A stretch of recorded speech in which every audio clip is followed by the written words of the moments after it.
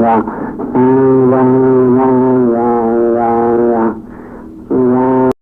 श्री राम, जय बजरंगबली, जय बाबा नीम करौली। महाराज जी की कथाओं की अनंत श्रृंखला में एक सुंदर सी कथा लेकर आज आपके समक्ष पुनः प्रस्तुत हूँ।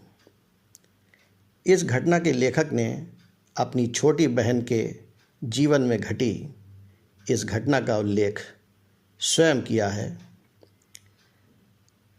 घटना कुछ इस प्रकार है कि लेखक की छोटी बहन के पति श्री दिवाकर पंत उत्तर प्रदेश परिवहन निगम में स्टेशन इंचार्ज थे। एक बार अपने घर अल्मोड़ा में वे बहुत बीमार हो गए। एक दिन आधी रात में उनकी दशा बहुत शोचनीय हो गई। पहाड़ों में उस समय किसी डॉक्टर को बुलाना भी संभव नहीं था। घर के सभी लोग श्री दिवाकर पंत को घेरे हुए थे और सवेरा होने की प्रतीक्षा कर रहे थे।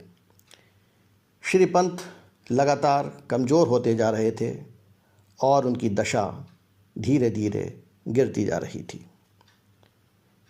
उनकी पत्नी, जो कि लेखक की बहन थीं, वो बहुत परेशान हो गईं और उनका मस्तिष्क कुछ भी सोचने समझने में स्वयं को असमर्थ पा रहा था।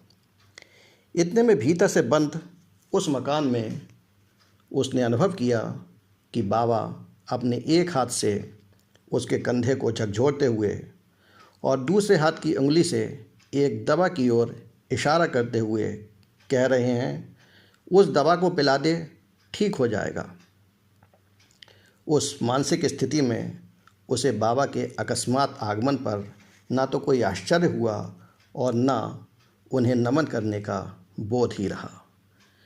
बाबा की उपस्थिति की अनुभूति केवल लेखक की बहन को हुई। घर के अन्य लोगों को महाराज जी दिखाई नहीं दिए। उसने तत्काल उस दवा की शीशी उठा ली और एक अनिश्चित मात्रा में अपने पति को पिला दी। इस बीच महाराज जी अंतर्ध्यान हो गए। उसके पति की दशा में विचित्र सा परिवर्तन आ गया। वे बहुत उग्र हो गए। उनकी उत्तेजना से लगता था कि उनका दिमाग खराब हो गया है। घर के सभी लोग भयभीत हो गए और लेखक की बहन की नासमझी पर तरह तरह से खेद प्रकट करने लगे और कहने लगे कि अरे ये तो दवा का नाम भी नहीं जानती थी, इसको ये भी नहीं मालूम कि इस दवा का क्या उपयोग है और इसकी कितनी मात्रा दी जाती है, फिर भी इसने यह दवा अपने पति को पिला दी। भांति भांति की बातें चलती रहीं। सवेरा होते ही अल्मोड़ा के एक चिकित्सक डॉक्टर खजान चंद्र बुलाए गए। उन्होंने शुरू से लेकर आखिर तक बीमारी के संबंध में सभी बातें शांतिपूर्वक सुनी और उस दवा की शीशी का निरीक्षण भी किया गया जो रात में उन्हें दी गई थी। दरअसल उस दवा का नाम था कोरोमिन। डॉक्टर साहब ने लेखक की बहन को अपने पास बुलाया और आश्चर्य से पूछा, बेटी, तूने यह दवा कैसे दे दी?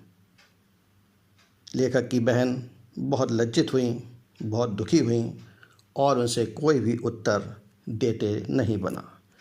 वह केवल सिसक सिसक कर रोने लगी।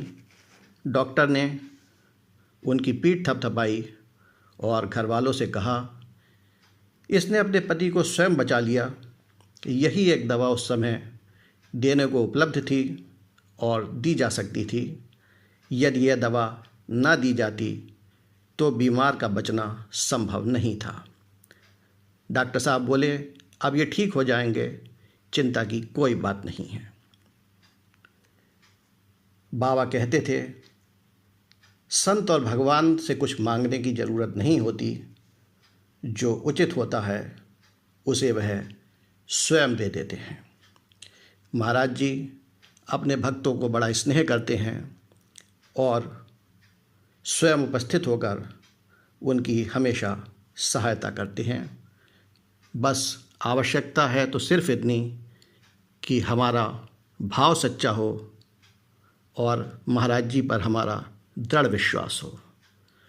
मित्रों, यदि आपको यह कथा अच्छी लगी तो इसे लाइक कीजिए, शेयर कीजिए और यदि आपने अभी तक हमारे इस चैनल को सब्सक्राइब नहीं किया है तो कृपया अवश्य कर लीजिए। महाराज जी की कृपा आपके और हमारे जीवन में सदैव बनी रहे, ऐसी मेरी प्रभु से प्रार्थना है। जय श्री राम, जय बजरंगबली, जय बाबा नीम करौली।